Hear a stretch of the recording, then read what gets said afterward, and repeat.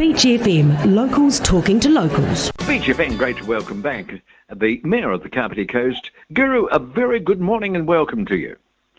Good morning, John. Good morning to the listeners. I believe that you spent Sunday at Queen Elizabeth Park.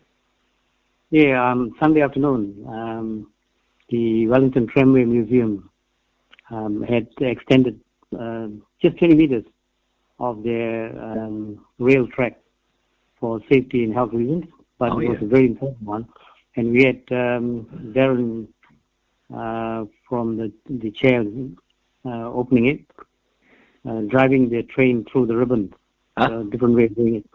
And our councillor Penny Gala was there, and Thomas Munn, climate change subcommittee member, chair, and Prue Emerson, Parks and Reserves, Greater Wellington.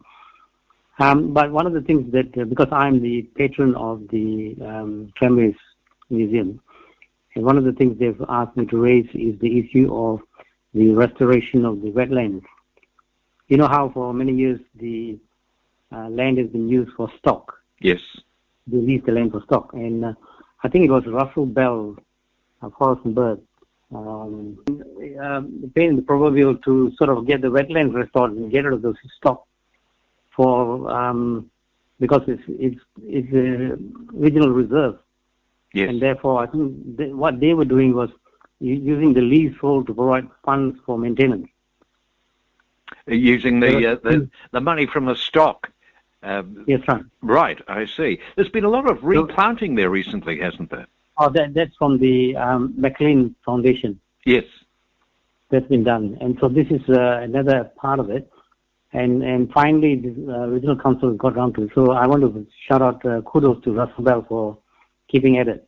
Great. And so, but the Tramways Museum, what they are saying is they don't want to be planned out of it because they are slowly wanting to extend the range of the track.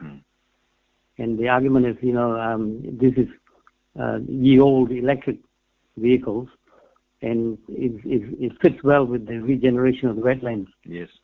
For access and stuff like that. So I think so. It's a message that I've given to Regional Council, Darren Ponton and his fellow councillors, and I will be writing to them officially to say, look, we need to start the discussion early so that the future is not planned out for some other activity. Right. Do you know if the tramways are planning a lengthy extension? I think they would love to, but it's a question of funding, isn't it? Yes. But if you have some kind of vision, then you can actually plan towards it. Okay. So things really happening at Queen Elizabeth Park, and good to see that the Regional Council turned up in force. But a little bit more locally, the beach bylaw seems to have reared its head once again, and I believe there's some discussions and consultation going on about that. Yeah, originally, it was supposed to kick off in May. Yes. But we know what happened to COVID, delayed everything. So 1,700 responses, which is actually very good. Yes. And beach bylaws are always quite contentious. There are conflicting users and tensions, right? Vehicles on the beach, for instance, has always been a perennial problem for a lot of people. Horses, litter, access, beach access, health and safety issues, like long line fishing and dangers to people who are swimming and vehicles using the beach also. So a whole range of issues down there. And of course, you remember, John, that they also, in previous years when I was a journalist, I remember writing the stories on people wanting to be nude on the beach, yes, declaring a right for that. So I suppose that issue will come up again at some point. Well, it does prove one thing, that we're quite passionate about our beaches in this area, and along the Kapiti coast, you can understand that. So this is going to be obviously a major discussion. Guru, I believe that you we are the coast. We are the coast. We are the coast. I like that. I believe that you were representing the coast at a local government association meeting recently. Every few months we have the local government rural provincial meetings in Wellington, and all the mayors and the chief executive from rural New Zealand and provincial New Zealand gather to exchange. And I heard an interesting talk by Minister of Internal Affairs, Tracy Martin, and on libraries. They're putting $60 million into a partnership with libraries for over 2 years.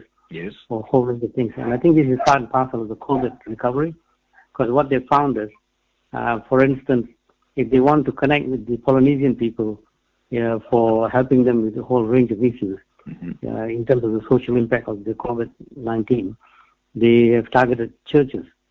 Similarly, for people 55 and above, they found that the libraries are a place they go to. Yes.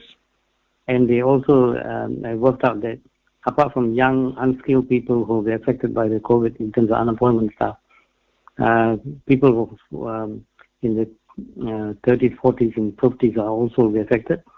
And that range of people, apparently, according to them, they will not seek help.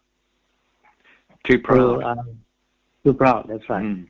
And so, but they found that they will go to libraries and stuff, and they find librarians very helpful, and they are safe places. So they want to put money into that area and also retrain or additionally train librarians to be able to interface with them, also work in terms of giving them online access, a whole range of things. So, for instance, they said that, libraries have got free Wi-Fi, yes. and they found that people have got no access to Wi-Fi. So what they do is they gather around libraries, even when the libraries are closed, to access the Wi-Fi. Yes. So at one point, they found out that it was a health and safety issue, and they switched it off. And when they switched it off, they suddenly realized that the reaction that they got showed to them that indicated that there's a huge lack of access. Mm. So they very quickly switched it on again. So all libraries have that. So people are sitting outside at midnight, accessing it. Of course, I suppose it's quite legal and it's there for public access, but not quite in those terms, leaking out at midnight. Well, that's fascinating. Did you make the point that there is a library in Waikanae which has a high concentration of the age group that Tracy Martin is aiming for, that at the moment could do with some money in terms of a library? Well, I mean, I suppose that's part and parcel of our long-term plan. This money is not for capital investment. Oh, I see. They're more operational, yeah. So they're training librarians and also training librarians in schools. They're putting more money into libraries in schools because that's a skill that schools are starting to lose. Oh, really? Yeah, but she did start off with an interesting story. She said that whenever there are dictatorships, the first people that they knock off are librarians. That's right. That's exactly right. Yes. Because they are advocates of freedom of information, access to information, and they're highly skilled in doing this. So she and I was really sort of fascinated by the fact that any dictatorships, one of the first people they target to get rid of are librarians. That's right. Well, they always target expertise, don't they? They always target alternative opinions. The contest of ideas is not something that dictators welcome at all. So, yes, libraries, I firmly believe libraries, in whatever form they are, and they are changing, but that access to information, that's the important thing, isn't it? Yeah. So, money is going the whole... And I'm starting to lose count in which are the many areas that funding has been directed. During this time, in terms of managing the social impact and the economic impact, cultural impact, the whole range of things. You mean from central government?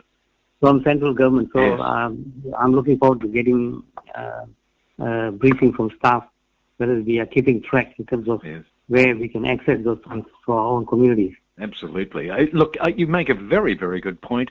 It has been just these last 3 or 4 months have been dizzying in terms of the initiatives that have come out, and I just hope someone is keeping tabs somewhere because I know that I've lost count completely.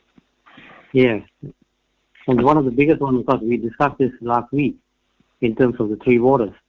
Yes. And we've got $761 million being put up for to council in terms of funding infrastructure development on water and wastewater. That's right. Watch this space very carefully, because on Thursday Wellington will be part of the roadshow where the experts from the steering committee will be talking to council elected members on what this actually means. It's huge. It's huge. It is huge. Things are happening. It's great that you're keeping tabs in it for us, sir. We rely on you for that, and rely on you to have a chat with us on Monday morning. Much appreciated. Thank you so much for your company this morning. Thank you, and thank you to the listeners. 106.3 Beach FM.